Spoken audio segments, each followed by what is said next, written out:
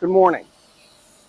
A few weeks ago, we shared this video about the proficiencies of the Chinese manufacturing sector and their levels of automation and AI and the localization of all their supply chains. During that video, I mentioned that we're working with factories here to build houses that will ship to markets in North America because of the severe housing affordability problems back at home. And immediately we began receiving emails from property developers and even municipal governments who are outside the United States and Canada. We learned that this is now a global problem and that many people in this industry somehow found our video, which was not about housing at all. And when we dig deeper, we understood that this is worldwide, that the housing affordability crisis is causing a lot of other societal problems now. Families cannot form, and children aren't being born across the entire world because young people cannot afford a home of their own in most of the world. Homes are more expensive now than in the 2008 housing bubble, and the shortage of housing is causing living standards for working class households to fall. Ireland now has the most expensive housing in Western Europe, and in the past 10 years, the median price there is up 75%. In Hungary and Lithuania, rents are up 60% in 8 years, and house prices have doubled. Estonia is another that has seen a sharp rise in price, and the reasons are the same there as everywhere else. Government approval for new projects takes forever, and then it takes years to build. This is the metric commonly used to measure affordability, which is price to income. So in Vancouver, it takes 17 years of income, gross income, no taxes or other living expenses, to purchase a home. In Sydney, it went from 9 times, still very high, to 12 times in just 5 years. This means that home prices are rising much faster than incomes. What's more, even if prices drop in half, they are still too high for most buyers to afford homes. And when home prices go up, so do rents. In the United States, half of households spent 30% of their income on rent and utilities, which is the highest ever. There is no way out for young families who cannot afford a home and where half of their money goes to pay for the house and keeping the lights on. This is a favorite website for expats. I contribute to the databases that are used here by updating the prices that I pay in supermarkets, at hotels, the gym, restaurants, and stuff like that. The most popular feature of the website is the comparison of different cities in the event of relocation or transfer. If you're living in LA, for example, and are considering a move to Chicago or to Shanghai, it's a good way to compare salaries, taxes, cost of living, grocery items, restaurants, and so on. But it's the cost of housing that most users are interested in. And they're looking for a 1-bedroom apartment if they're a single professional, or a 3-bedroom if they have a family.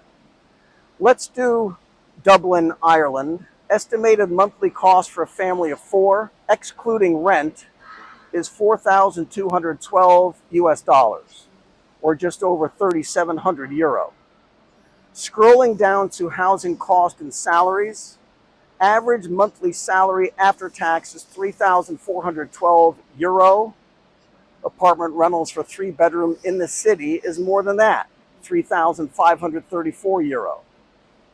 In the suburbs, it will take nearly 90% of your after-tax income. A 1-bedroom outside the city center is almost half of your take-home pay at 1,733 euro. I picked a big city in Asia at random. This is Mumbai. These are in rupees. The situation there is even worse than Dublin. And Ireland was bad enough that it made the front page of the Wall Street Journal. Average after-tax salary in Mumbai is 71,479 rupee. 1-bedroom apartment in the city is over 59,000. A 3-bedroom apartment in town is more than twice their take-home pay. Next, I checked my own hometown, Sarasota, Florida, and I'm hit with this at the top.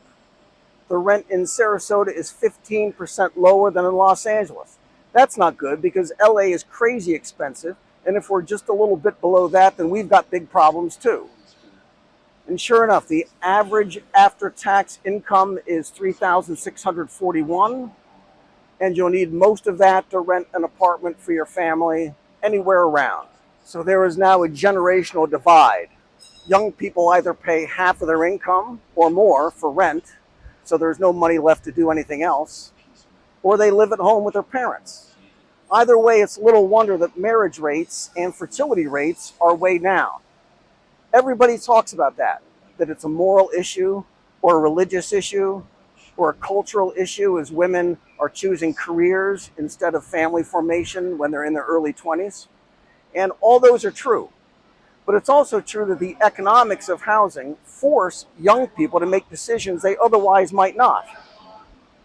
Are young women choosing to work because they just love clocking in at the office all day long? Is that what all of them want? Or do they have no choice? In 1970, compared to today, women between 20 and 24 had 3 times as many children.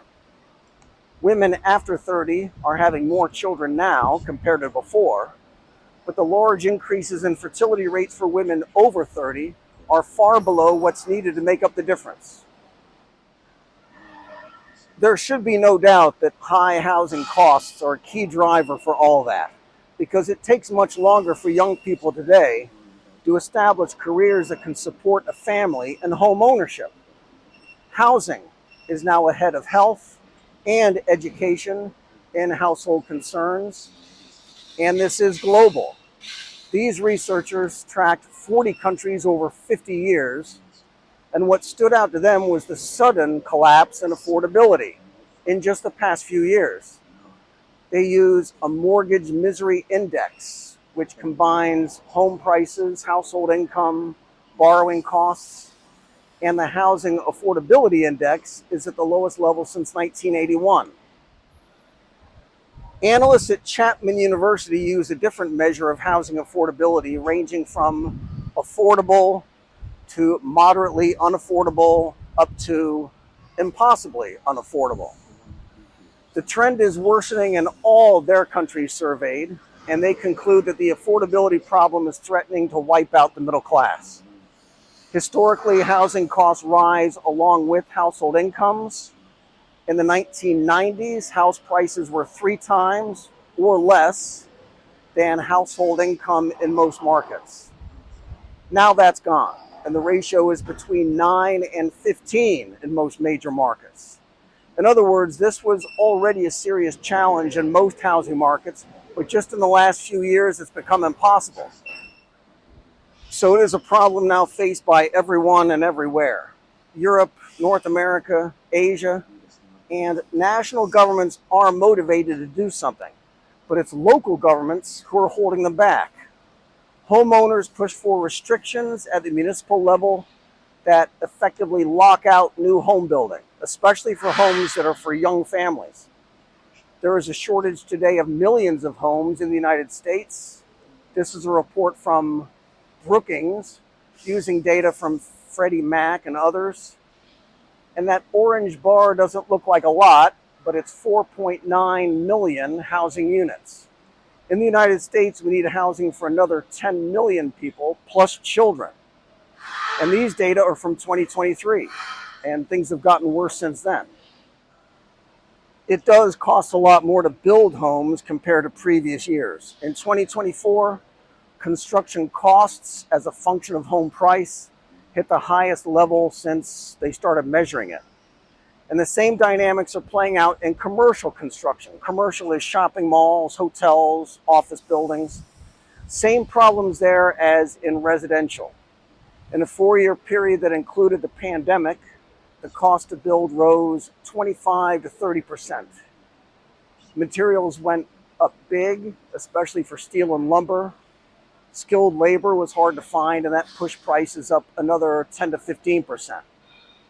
And the implications of those price surges in construction costs are here. At these high-cost structures, fewer projects are viable, so they don't get built. Developers won't even bid on projects, such as with municipal governments, because they can't recover their costs. And often they don't even know what their final costs are going to be. That pushes rents up on the existing buildings.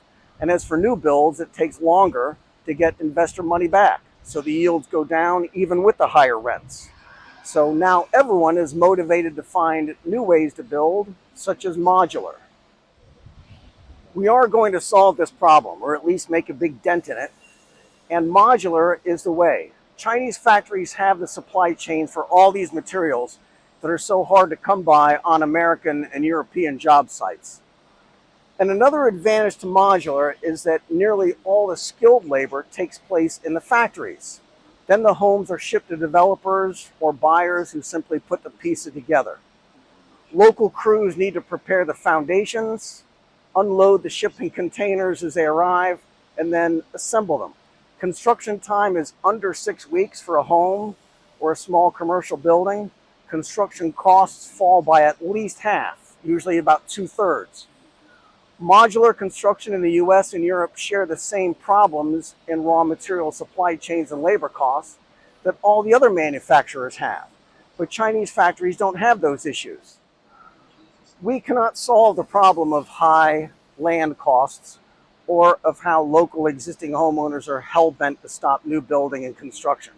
But we can make a difference anywhere we're allowed to. We will help young families afford houses again. We will help home builders open up new markets for the young people that you cannot afford to help right now. We will help churches grow, and we'll help businesses expand into new locations affordably and quickly. We will help local governments, the small towns and cities who need new housing and who hope to build new school classrooms or libraries or clinics. We have to fix this. The average viewer of this channel is over 50.